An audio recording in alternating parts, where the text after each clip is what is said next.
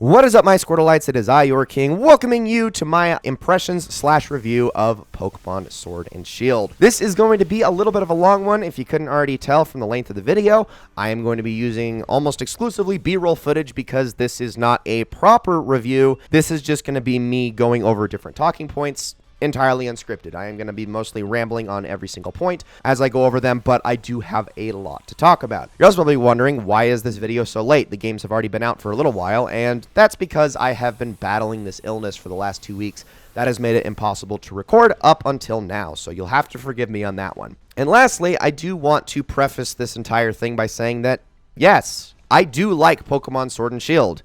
I actually enjoy the games. I think that they are the best Pokemon games since Generation 5. And I have a little bit of a controversial opinion that probably not even the other people who have enjoyed this game will actually agree with me on, that I'm going to discuss at the end of the video. I have a bit of a different perspective on this entire Sword and Shield fiasco than I would say most anybody that I have seen thus far.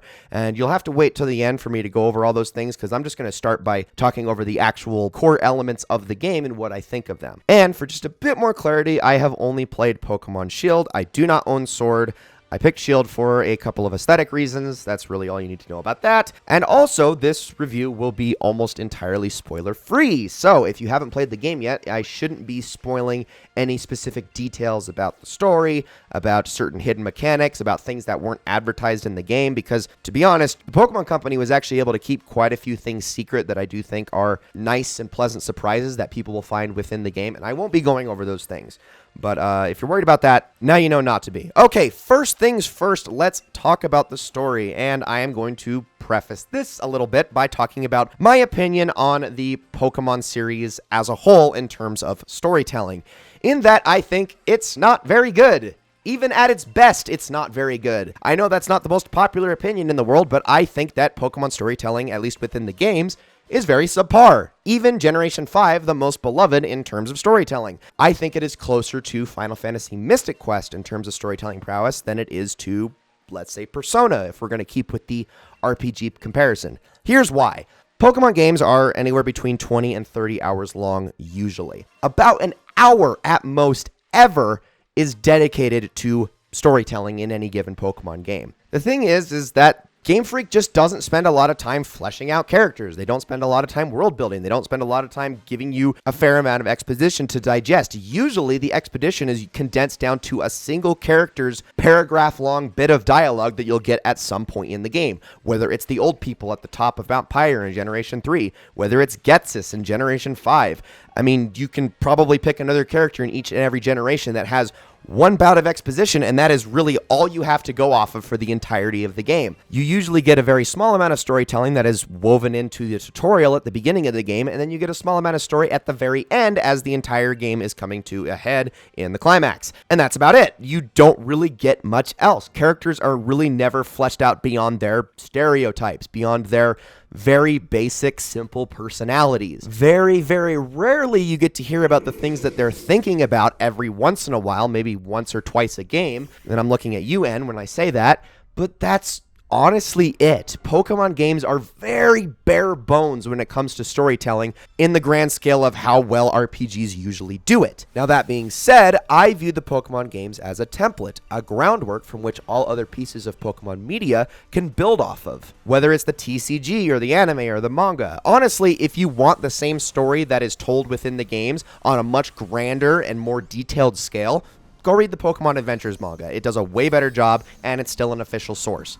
The games simply tackle the fundamentals. They always have, and I really don't expect anything more than that, and I don't know why anyone else expects more than that, because they have never, ever, for as long as this series has existed, ever given us an indication that it would ever grow beyond that. And with all of that said, Sword and Shield is okay. I think it is meh. It is better than Generation 1. It is better than Generation 2. It is better than Generation 6 and 7. But that's probably it. I would not say, well, okay, maybe better than Generation 3 as well. But it is not better than Platinum. It is not better than Heart Gold and Soul Silver. And it is not better than the Generation 5 story arc in its entirety. Sword and Shield is fine. It is a story that I will admit I could not stand at the beginning. I hated all of the characters. I hated the way the story was being told. I thought it was really annoying. It actually felt very similar to Generation 7 in terms of pacing. But what it did differently from Generation 7 is that it actually had character growth. There was actual improvements made to the story along the way. There were these very stock, stereotypical characters, but you saw reasons behind the way that they were instead of just a stereotype. You saw these characters grow into something else as the story progressed. You saw changes and a shift to the entirety of the region as you went along. There was actual progression this time, which again is something I have not seen since Generation 5. Generation 6 and 7 were so bland. Everything in those games was just a cardboard cutout and featured maybe one or two interesting characters at best. I can say safely that Generation 8 at least has enough to count on one hand. Now, are the characters still good? No, they're still pretty meh. It still wasn't really the best story in the world, and it didn't really end all that satisfyingly. But it was fine. It was passable. It was enough to keep me invested as I went throughout the game, and it certainly wasn't offensively bad. It certainly wasn't a slog that I had to drag my feet through the entire time. And honestly, keeping with the theme of being just kind of a template, it didn't get in the way of my enjoyment either. One of my biggest criticisms of Generation 7, and the reason I just cannot for the life of me play those games again, is that horrible, horrible long opening that game just drags you through at a snail's pace. I mean, it takes like 2 hours before you're even let loose in the slightest in that game. And it's just infuriating. Sword and Shield does not have that problem to the same extent. It definitely does hold your hand for a little bit, but it is so much more graceful about it than Generation 7 was, and even more than Generation 6 was for that matter. So as far as story goes, my conclusion is it's okay. It is average. It is not below average. It's not above average. It is average. Now let's move on to the region itself and the world building and the geography of the entire game. And on this front, I have to say that Galar is probably my favorite region ever, and I'm dead serious about that. Galar just doesn't ever become stale, and I can't really say the same thing about any other region prior. Every single region feels like it sort of just gets lazy with its design at some point or another as you go throughout the region. Just for some examples, I mean, Generation 1 and 2, obviously, they're not very creative at all just because they haven't aged well and were limited by their hardware. But Generation 3, for instance, once you get past Mauville and it's just kind of desert and soot and just grassland all the way up until you basically reach Lava Ridge, it's kind of stale. Generation 4, I mean, I feel like half of that entire region is just a meadow. Unova, I mean, once you get past Driftvale, at least in the first game, it's just kind of a slog all the way up until you reach the climax of the game. Kalos maybe only had one or two interesting cities, period, outside of the main city in Lumios. And I mean, like I said, every single region has this problem to an extent, and I just didn't feel that way with Galar. Galar felt like it was just constantly throwing something at me that was interesting, or nothing overstayed its welcome. No specific aesthetic, no specific type of region, no specific terrain, no specific set of Pokemon that you could catch within said terrain. There was never a region that I just felt like, oh my gosh, when does this end? And let's be honest, every single region up to this point has had a route to some extent that has felt that way. I mean, you know as well as I do, it's kind of a meme and a joke at this point, but they all have it, and Galar was just so consistent and so much more well fleshed out and so much more appealing, and I actually remember a lot of the locations and felt a desire to actually go back to them after finishing the game, and I have to say, it did its job so much better than any other region before it. I think Hoenn is still my favorite purely out of nostalgia, and Unova has a soft spot in my heart, but if I'm being as objective as possible, I cannot think of another region that measures up to Galar in terms of quality. Now let's talk about the gameplay itself, and again, without spoilers, I'm just going to specifically go over some of the new things that were added in, at least in this section. First off, let's talk about Dynamaxing, and yeah, it's overpowered. It's broken. It is, thankfully, at least from what I can tell, only going to exist in Sword and Shield. It is definitely a gimmick that is going to solely exist within these games, and I would imagine that in the competitive scene, it's just going to be banned outright just because of how much of a difference maker it is. I mean, essentially, it's a button you're forced to press in any certain given scenario. If you're not Dynamaxing, well, okay, I should say, in the campaign itself, sure, Dynamaxing can be overcome. It is a little bit of a challenge that you can fight against without Dynamaxing yourself, but when it comes to the actual competitive side, you have no choice but to use Dynamaxing if Dynamaxing is in play, if that makes sense. It's too strong. It sways the battle too much. I mean, when you're in some of the endgame areas, you are stupid not to use it. And being entirely forced or railroaded into the mechanic, I will admit, isn't the most fun thing in the world. But it's also not, I think, as creatively bankrupt as something like Z-moves were. Now, it's nowhere near as cool as Mega Evolutions were. And before we go any further than that, let me just remind you guys, okay, before we start touting that, oh, Mega Evolutions are the best. I remember when Mega Evolutions were introduced and people bashed the heck out of those things. People thought they were the stupidest idea ever. Why don't we just get true evolutions? Or why don't we just get new Pokemon? I remember that criticism clear as day. So before you all go, oh yeah, Mega Evolutions were always awesome, check yourself, please. But yes, Dynamaxing is not as cool as Mega Evolutions. I would prefer that those still existed within the game. They are much more tactically sound. They have more strategy behind them. They are just outright cool, and they have some awesome designs behind them, and Dynamaxing doesn't really so much. But I would also say that Dynamaxing isn't near as stupid, boring, and blatantly unoriginal as Z-moves are, for instance. Dynamaxing kind of is like a Mega Evolution times 2 with a full set of 4 Z-moves instead of just 1. That's really the best way I can describe it. Yeah, it's broken, and yeah, I mean, I can't hate on it too much because I know it's not going to last beyond Generation 8. I know once Sword and Shield is over, we're not going to be getting this mechanic back. They're going to be moving on to something else. So I really can't hate on it that much. But from a competitive aspect, for looking at it from that angle, yes, I can see it is a problem, and I'm not the biggest fan of it. But like I also said, it is still an improvement over previous gimmicks that Game Freak has thrown at us. Now I want to also talk about the wild area for a second, because that is a big gameplay difference maker, and I really like it, but it does have one major problem with it that I'll talk about in a second. The wild area is, in my opinion, one of the best endgame areas that Game Freak has ever come up with. It is actually kind of addicting going into the wild area on a daily basis, running around, doing raid battles, catching Pokemon because of all the weather cycles and how everything changes in each and every given day, grabbing items because a lot of those will respawn, but not as frequently as you think, and just generally having a nice chill time in this massive open world area where a lot of things that you could use are at your disposal. It's kind of nice, honestly. It adds a lot of constant replayability to the game from a single player aspect. Now, from a multiplayer aspect, that's where the problems come in, because the servers suck. Nintendo Online is garbage. It just doesn't work. It doesn't connect. The best thing you can do is turn on the online, walk up to people, and I guess you sometimes get items from them if you talk to them, and that's it. Connecting with max raid battles is a crapshoot. It just doesn't work. And other trainers just teleport around and blink in and out of existence, and it's, yeah, like I said, it's a crapshoot. It's non-functional.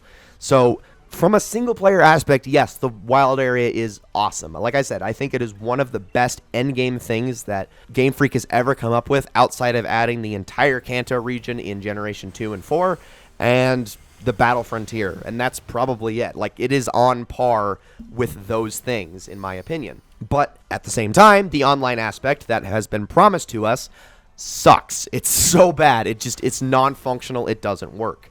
So, I mean, yeah, it has a glaring issue. It has a big problem, but I still personally like it, and I still get a lot of use out of it.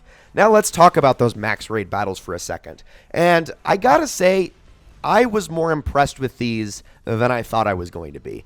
At first, I was like, okay, yeah, it's you 4 Pokemon going up against a big Dynamax Pokemon, and you would think, okay, well, now that you can't play with your friends, it sucks. Well, actually, no. Max raid battles are only a challenge if you use the AI. And even then, they're only a challenge at their highest echelon of difficulty, in my opinion. And most of that does come down to the RNG of whatever your AI teammates' moves will be. Especially if you get the Soul Rock guy, you know what I'm talking about if you've already played the game. But aside from that, it's not challenging. It's kind of just enjoyable, actually. It's strategic for the most part. I mean, yeah, you kind of just Dynamax your Pokemon, go in there and wail on whatever it is, and, you know, pick your type matchup wisely. But otherwise, it's kind of fun. And yeah, sometimes things don't go your way, and if the RNG screws you, you can lose. It can be difficult sometimes. But I can only imagine that if you were actually able to connect with friends, it would be the easiest thing ever.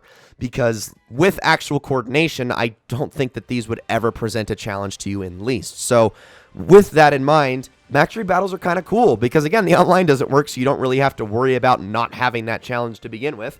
So they're a fun mechanic, and I do wish that they had a bit of a higher respawn rate so we could take advantage of them more, and I wasn't solely relegated to using wishing pieces all the time, nor using certain glitches that allow you to exploit what Pokemon you get in max raid battles. But they're a fun mechanic. I really do think that they are a fun addition to the game, and again, something that's going to be entirely unique to Sword and Shield. I highly recommend trying them out, and I think you will be pleasantly surprised by the amount of mechanical depth they actually add to the game from a single-player standpoint. Again, not a competitive standpoint, a single-player PvE standpoint. All right, I think that is it for gameplay mechanics, at least outside of things that would be a spoiler. Let's talk about the visuals for a second. Now, as far as Switch games are concerned, no, this game is not impressive. It's actually pretty bad. But I'm sorry, I can't help but see that almost every single criticism that is levied at this game in terms of how bad its visuals are is just flat out wrong and unwarranted. I mean, there are people out here seriously saying that this game looks as bad as the 3DS games. Are you high? In fact, I just recently turned on Sun and Moon again for the first time in like a year and fired that game up, and oh my gosh, it's not even close. Like, no, seriously. Like, okay, obviously it shouldn't be. There's no reason that it should be. It's a 3DS game versus a Switch game. You expect it to be a huge upgrade. No question about it. But people need to relax. People need to chill out with the over-exaggerations. Sword and Shield actually does have its moments where it does look quite stunning, if I might be honest. Now, they aren't very common. They are far and few between, but the game looks good. Now, in terms of actual fidelity with its resolution and its frame rate and all of those things, it isn't all that great. It is kind of poor, but when talking about the actual art direction of the game, it's still really dang good. The game is pleasing to the artistic eye. It's just not pleasing to the technical eye, if that makes sense. And as far as frame rate goes, as somebody who never had the new 3DS and had to play Sun and Moon and X and Y on the original 3DS, I can tell you that this game is still a significant upgrade than having to deal with lag in every single battle like I did on those games. Oh my gosh, that was horrendous.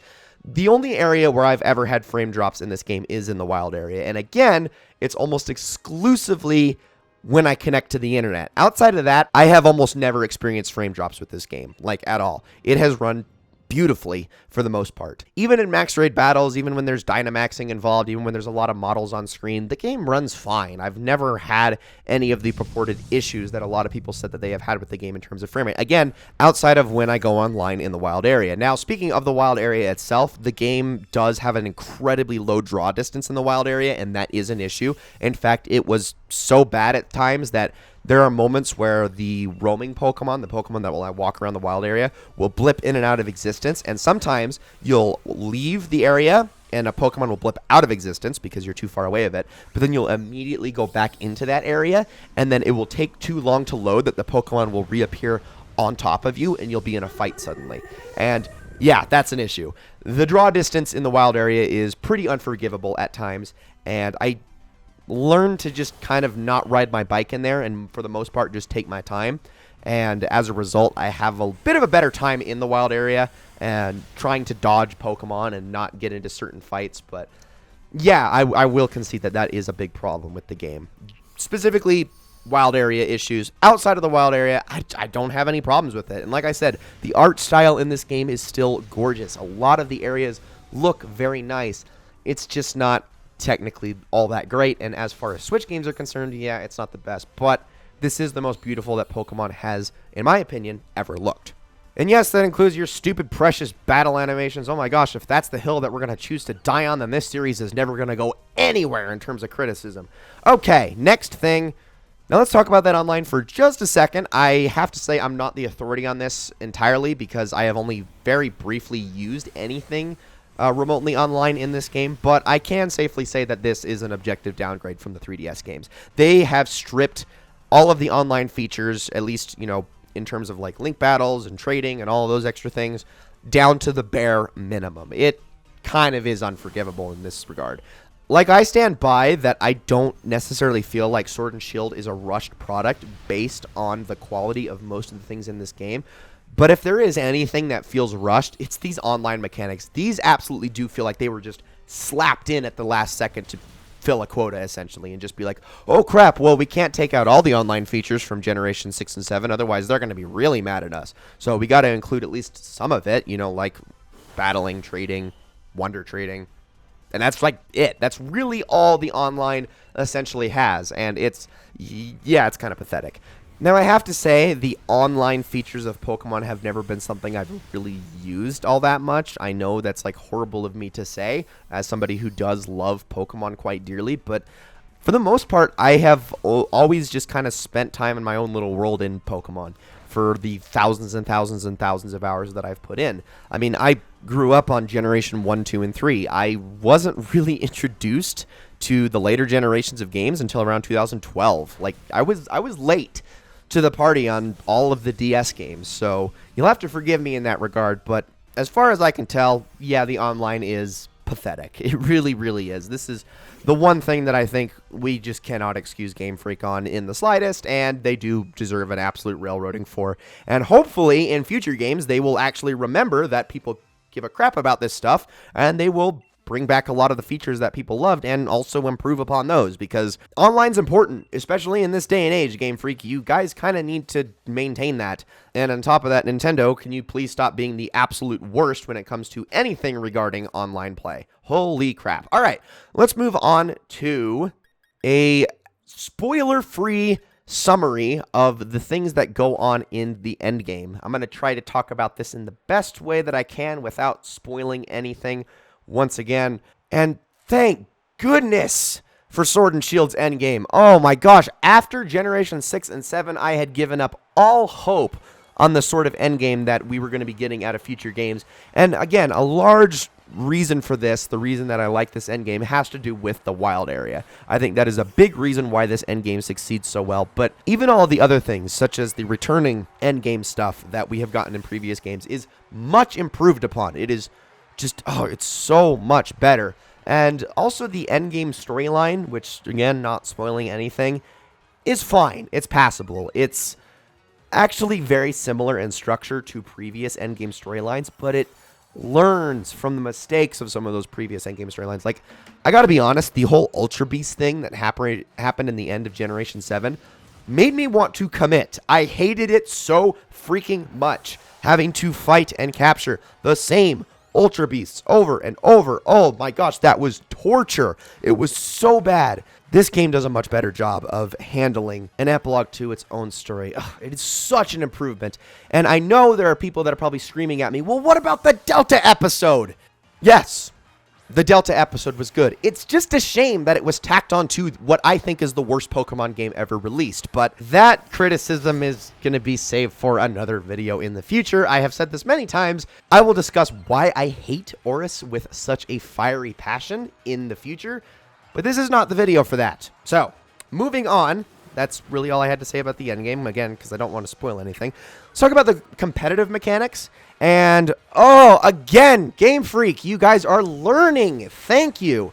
One of my biggest issues with the competitive side of the game, and this stems all the way back to Generation 3, is that 99% of the tools that one needs to access the competitive side of Pokemon has just been so tedious to get to. This even goes back to Generation 3's Battle Frontier, which is my favorite incarnation of the Battle Frontier. I love that Battle Frontier, but I still hate how prohibitive it was in terms of move tutors, in terms of items that you need, and various other things that you need to progress into the competitive side of the game.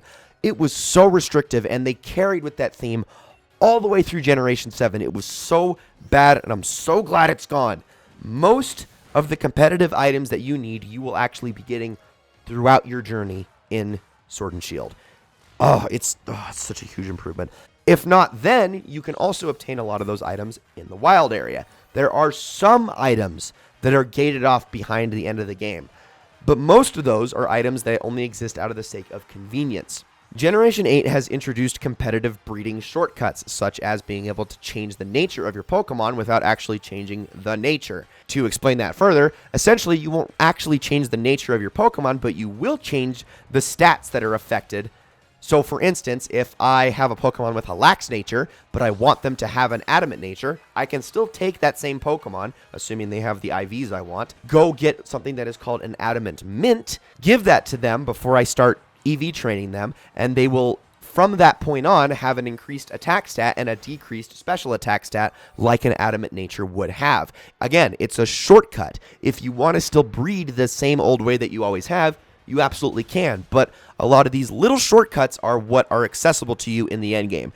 And for the most part, that is all that is gated off behind this tedious grind fest. And even then, it's not as tedious as it has been in prior games. It's actually a lot easier, a lot breezier. And just a pro tip from me to you, again, without spoiling anything, just go to the rental guy and rent the rain team. You will breeze through everything without blinking an eye, I can promise you that. But the competitive side of Pokemon has never been easier to access. It has never been more novice friendly, and I can't thank Game Freak enough for this. Honestly, I have been so turned off by the competitive side of this game since Generation 5 for this very reason. I'm not saying that Game Freak hasn't made strides to make things easier, but the competitive side of this game has always been so freaking prohibitive and so unbearably tedious. I mean, it would take hundreds of hours to craft the team that you need under perfect circumstances in previous games. And I think what made that so frustrating is knowing the fact that the generation was going to update in like 2 years. And by the time I hit X and Y, I was just like, what's the point anymore? Why even bother with this cycle time and time again when I can just bring my old team up, and if they aren't meta, I'm just not going to even bother. I just won't care because I'm sick and tired of going through this same exact cycle of going for perfect IVs and perfect EVs and a perfect nature and having to just, meticulously map out every single strategy with every single Pokemon. And each Pokemon is dozens and dozens of hours of time-consuming work. And, I grew so disillusioned with it, and Sword and Shield has just made it so much better. So if you're like me, and you were just so unbelievably done with trying to get Pokemon the legit way instead of just paying someone to do it for you or hacking the Pokemon into the game, it's so much easier now. It really is. I am so grateful for it. Thank you, Game Freak, for this one. And now, finally, I can talk about the controversy surrounding this game. Ooh, I'm rubbing my hands together because I am baffled. I am simply baffled as a long-time Pokemon fan that now is the time that people are suddenly rallying around and screaming at Game Freak for being lazy and for cutting content. And suddenly Sword and Shield is the straw that broke the camel's back. I mean, I'm just going to be honest. Where in the hell have you people been for the past 6 years? Seriously, where have you been? The people that are saying that the carryover from Generation 7 to Generation 8 is pathetic clearly don't remember how little was improved upon between Generation 5 and Generation 6. X and Y was a pittance. It did almost nothing to improve upon Generation 5 outside of some very, very tiny quality of life changes and mega evolutions. That was the game that I was in an uproar over years ago. I was so angry. I still bought it, by the way. I still bought it because I'm not a believer in boycotts unless microtransactions and terrible publisher practices are involved. I'm sorry, I'm just not. The only people that you are affecting with your boycott is the publisher, not the developer. They have a set wage. Your boycott isn't going to affect them. But I digress. Pokemon has been stagnant for a while now. Sword and Shield actually makes a ton of improvements over Ultra Sun and Ultra Moon versus what X and Y made over Black and White. It's not that I don't think that the criticisms for Sword and Shield aren't valid.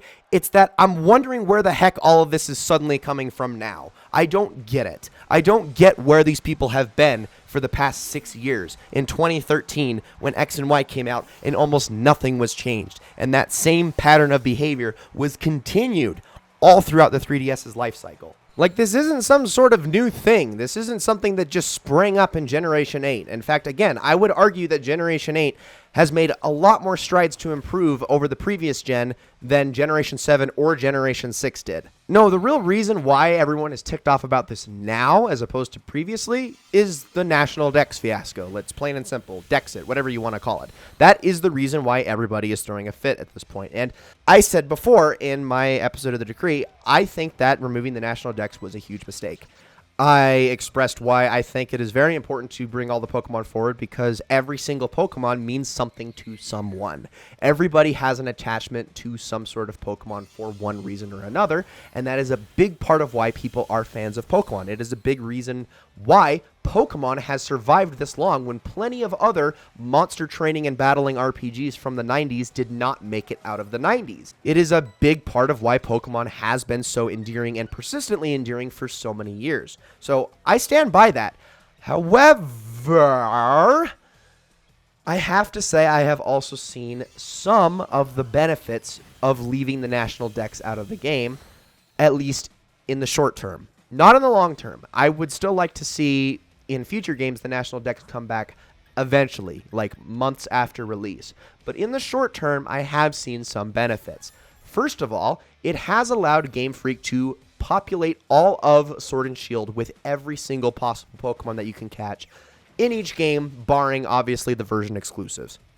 You can, once you finish the game, just straight up go out and catch almost everything in the entire Dex. Again, barring version exclusives. You can fill up your Dex with, honestly, relatively little effort and just a fair amount of patience. It's not that hard to do. The thing is even in previous games when they had the National Dex, that didn't necessarily mean that the Pokemon were available in-game. In Sword and Shield, they all are. Like, as far as I know at least, every single Pokemon that can be obtained in the Dex is available in the games. That is an improvement. There is a higher population of a larger variety of Pokemon within the confines of Sword and Shield than there ever has been before. That is good, in my opinion. I do like that quite a lot. This, in turn, makes the objective of gotta catch them all a lot easier. It really does. And there are still a fair amount of Pokemon in here. I mean, it's like, what, 40% of the National Dex, which when you think about how many Pokemon there are, that's still a pretty huge amount compared to most regional decks. In fact, I think any regional decks. That is huge. That is a large amount of Pokemon.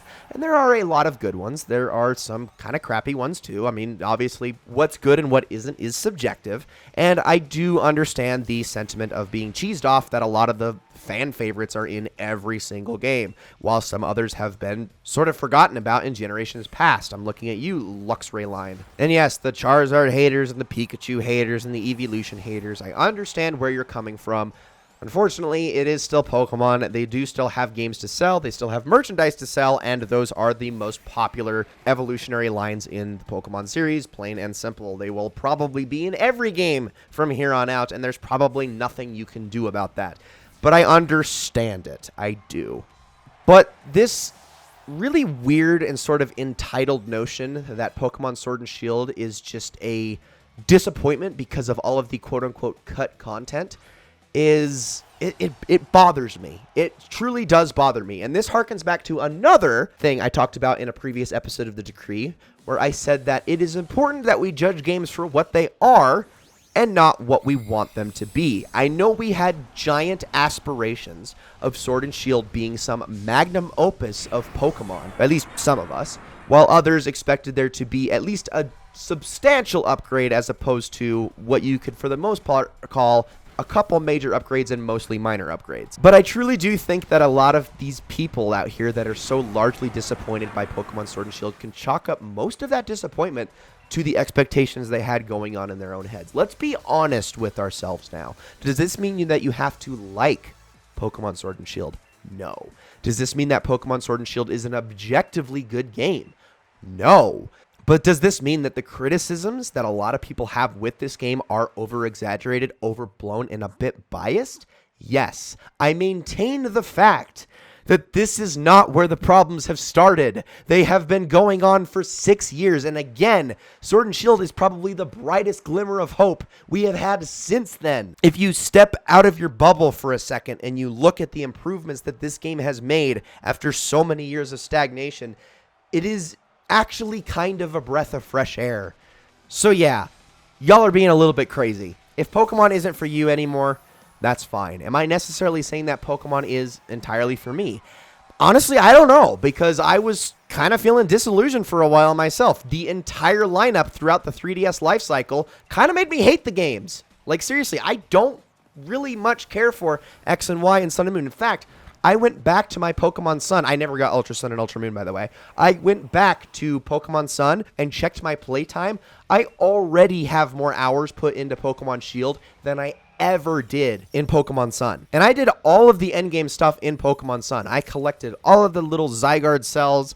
I went and grabbed all of the endgame items. I jumped into the battle tower. I did the endgame storyline with the stupid freaking Ultra Beasts. I did all of those things, and I've still found more to do in Pokemon Sword and Shield, a game that people are claiming has a shorter campaign than previous entries, which I don't know. That one's kind of debatable. I mean, it really is all dependent on the pace at which you play the game. Now, I guess one other thing that I can touch upon has been the sort of back and forth criticism that this game is either really difficult or really easy.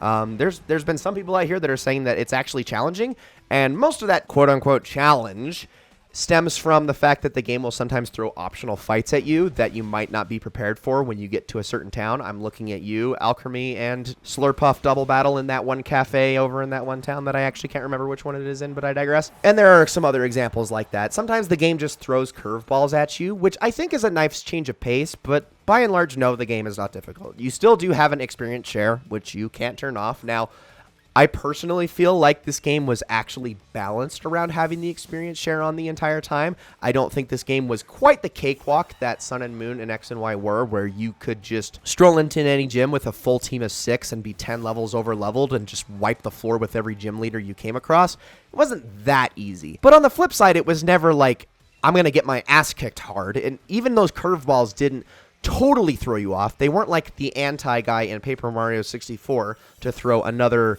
RPG analogy at you guys. They were just kind of, whoa, this is a nice change of pace, or whoa, I might not have necessarily been prepared for this, or whoa, maybe I should have healed before going into this. This might actually be a tiny bit of a struggle. But no, the game was not hard. It was okay. I mean, I guess as far as other Pokemon games go, it was, I mean, I guess you could say it was on the harder end if you know how to train your teams right, but it still wasn't difficult in the least bit. So I will, for the most part, openly refute that notion that this game is for some reason challenging, because it's not. And yes, before you ask, because I know this suggestion has been thrown around a lot lately, I would like a toggle for a hard and easy mode at the beginning of the game. But once again, and I cannot stress this enough, please remember to criticize this game for what it actually is, or all games for what they actually are for that matter, rather than what we think they should be, because our preconceived notions are not as clairvoyant as we think they are. Okay, with all of that said, I can finally come to my conclusion on this game. I think I've touched upon every single point that I wanted to. Like I said before, I like this game. I like Pokemon Sword and Shield. I am genuinely having a good time with it for the first time since Black and White 2. I love the region. I don't mind the story. I like a lot of the gameplay additions, not all of the gameplay additions. I love what they did with the end game. And I have found a lot of replay value in this game, much more so than previous entries, enough so that I might actually end up going out and picking up Pokemon Sword in the near future and playing through that as well. I do still have problems with this game. I do think a lot of the criticisms that are levied towards this game are warranted, minus a lot of the exaggerations that people seem to be throwing at the wall. I do think that a lot of people are, in their blind rage, anger, and hatred, really overstating the problems with these games. They are problems, and they are not to be ignored, but they are not near as bad or unfixable as people think they are. In my mind, this game is an upgrade from the last one, outside of the online mechanics. Yes, I know that those are really poorly implemented. It is an objective downgrade, but that is the one thing where I think you can definitively say that. I really don't get where people are coming from that if this is where Pokemon games are headed, then this series is doomed.